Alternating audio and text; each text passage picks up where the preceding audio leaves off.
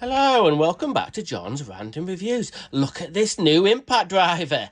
Now I know a lot of other YouTubers, big YouTubers like Tools and stuff and Ultimate Tool Reviews and a couple of others have already reviewed this amazing brand new Makita impact driver, LXT impact driver. This is the TD173. Now currently the only place you can get these is in Japan.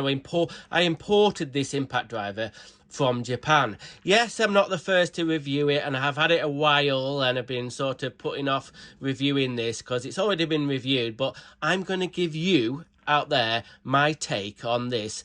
I'm going to say it is amazing new Makita LXT impact driver, flagship model. This is the ultimate impact driver that Makita brought out at the moment. So first impressions, it looks awesome. It's really small, and the most amazing thing about this is they've moved the battery compartment from being sort of, I'll show you another one. This is quite an old impact driver. This is the old DTD152. This has been around for years, and as you can see, where the battery compartment is, this obviously is an old drill, doesn't have a control panel there, but a lot of LXT tools have got the battery compartment sort of shooting out the front there, and this one, they've moved it. I personally think, right, that you're going to see a few more Makita tools, drills especially, where with the battery compartment moved back, especially with the ones with control panels, because it's so much easier to use this control panel. On the other models, it's been here, and you have to kind of look down there at an angle to see it, and it's a bit awkward, but they've moved it to the back, so that bit's easier. But I'll put a battery on it, and as you can see, it's balanced right down the middle. It's balanced right down the middle. Now, if I put this LXT battery on here, I'll click this on, it's changed the look of the impact driver straight away. This bit's nice and slim here, and it's got this big chunky battery on it. Obviously, all LXT batteries of a certain ampage are all this big. LXT batteries have been out a long time now, and I just think it looks a bit numb. I don't fucking like it with this battery on. Obviously, it's a 6-amp battery, so it's got loads of power, and you could drive bloody hundreds and hundreds of screws in. But wait, watch this. Watch the transformation of this. Okay, we'll take this battery off, put that to one side, and look at this. Wow. Look how it just looks perfect. The top matches the bottom. This is only a 2-amp Makita battery. It's only got one row of batteries there, and it looks like a beautiful thing. Absolutely beautiful. It just looks I don't know, I just like even picking it up. It's just super light with this little battery on, and it's super balanced. It is a thing of beauty.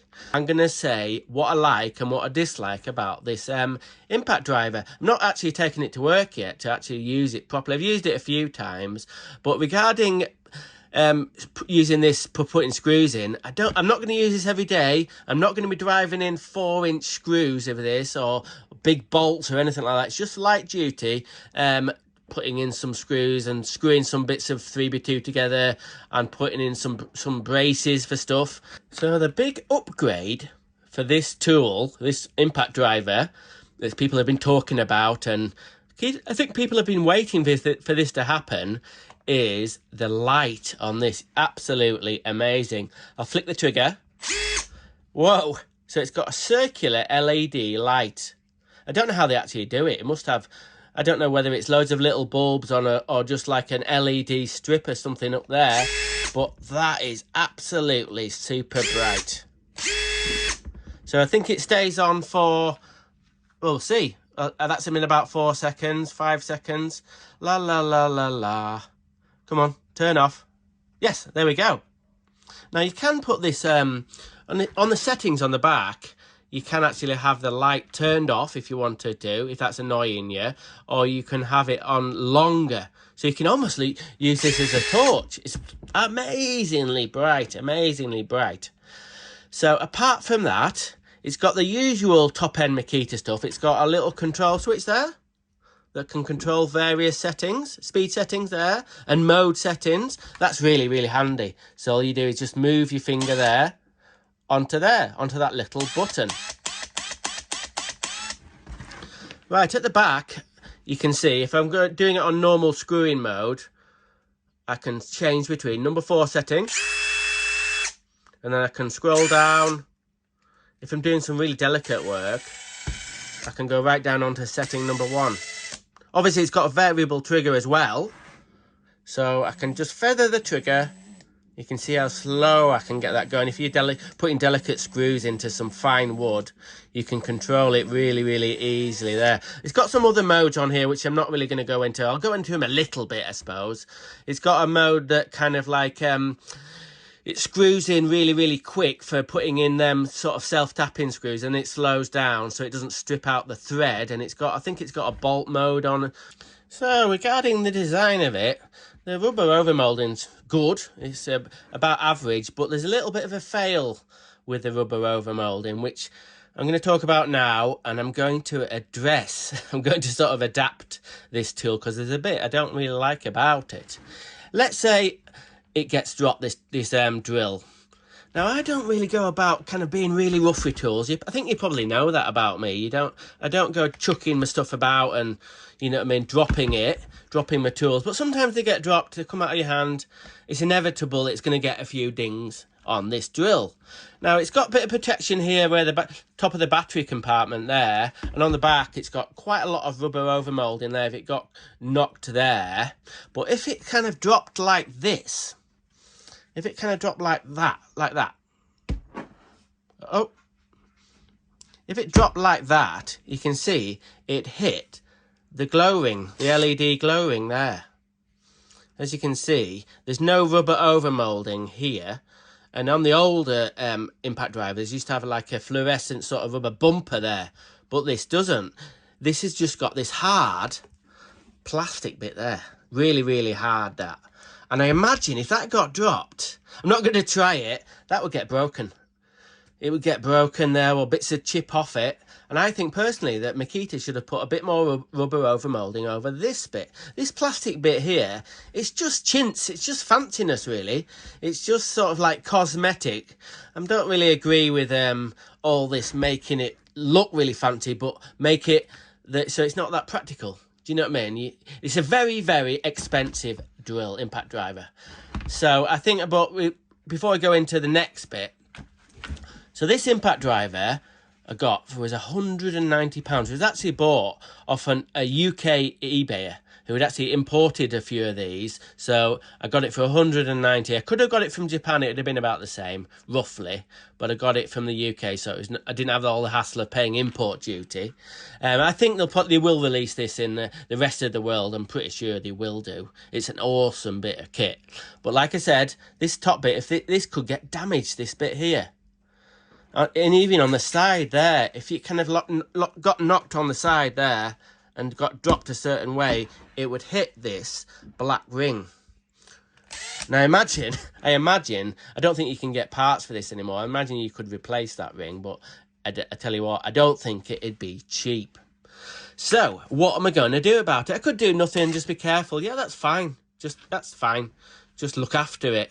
But just in case I don't want to get this damaged, what I'm going to do... Now, you're going to say, right, this is going to be a bit Heath Robinson, but wait. I'm going to wait till I get it done, and then I think you'll be quietly surprised. So the plan is, I've taken some rubber overmoulding off another Makita tool, and the plan is to glue these bits on like that. So I've got that bit there, and I've got another bit for the other side like that.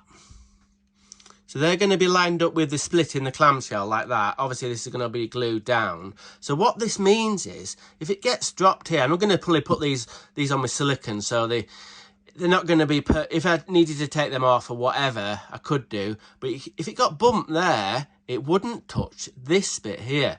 And on the side of it, I'm going to fasten these little bits on here, like that. Like that. I think that looks pretty pro. It will do, honestly, it will do when I get it done.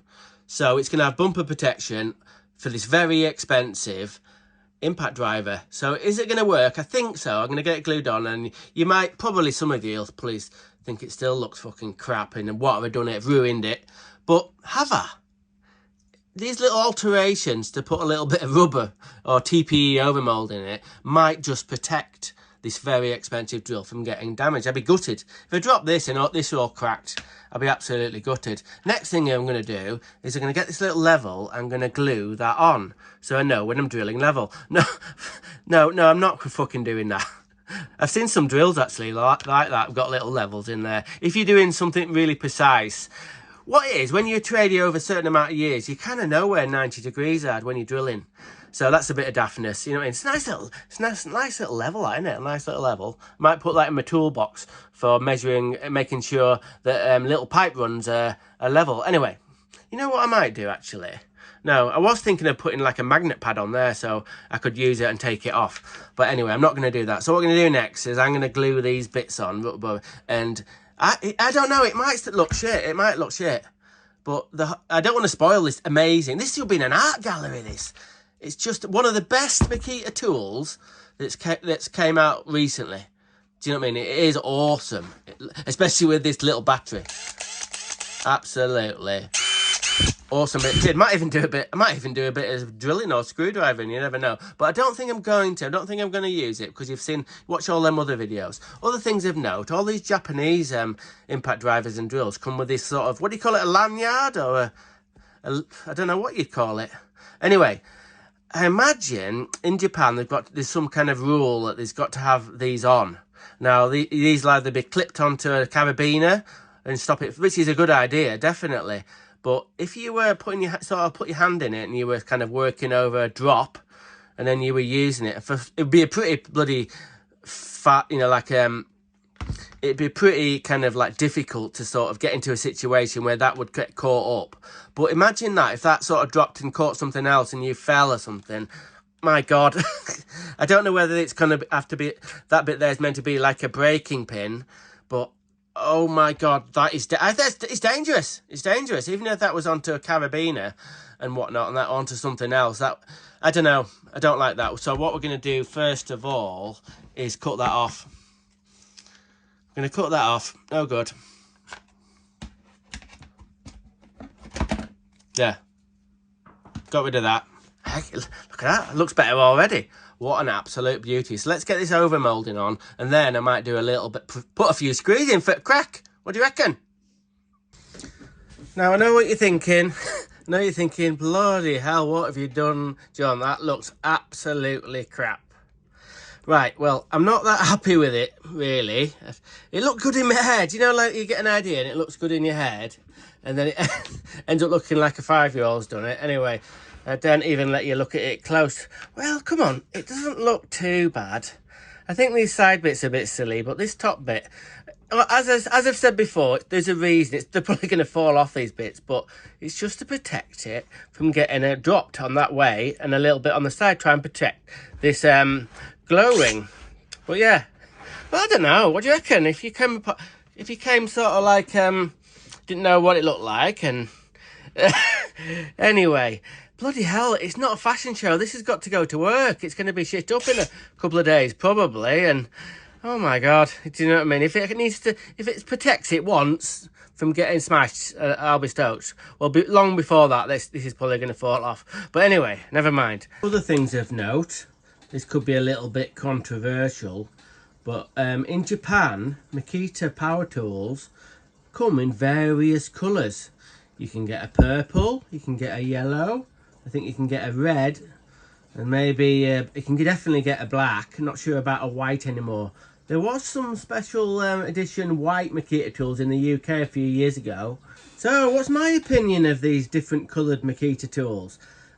Personally, I wouldn't touch them with a fucking barge pole. Makita's teal.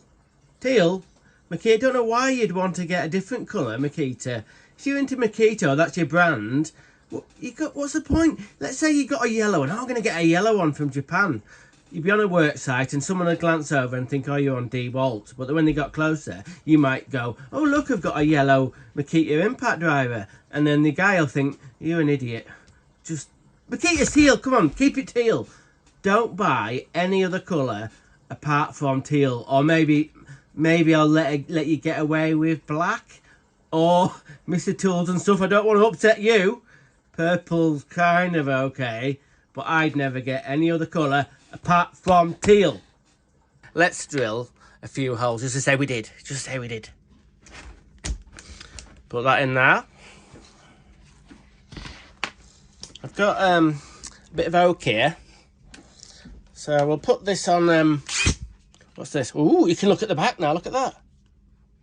Put that on number 4, and let's see if we can boss this. It's got a little. It's got a torque screw. This.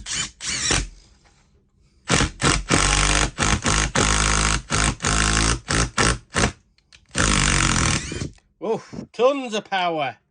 Tons of power. I'll just turn this light off a minute. It's a bit darker.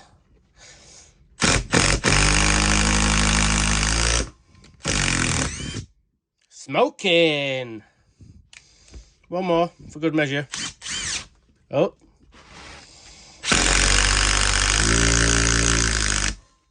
There we go. Straight through.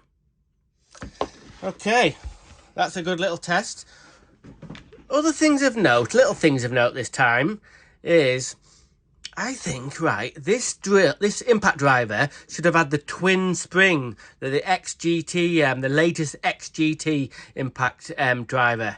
I think that with the twin spring system, because what I did like about I know I've sold the XGT impact driver, that's gone now, but I did like that twin spring. It made it a little bit less noisy and a little bit less vibration. I definitely think they should have put the twin spring technology into this impact driver. But nevertheless, it's still pretty good. You might say I bloody ruined it with these bits here, but it's a fantastic impact driver.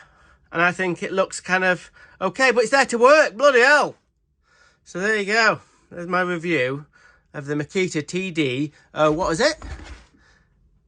TD173. That's going to work tomorrow. Okay. Random is rad. Rock on.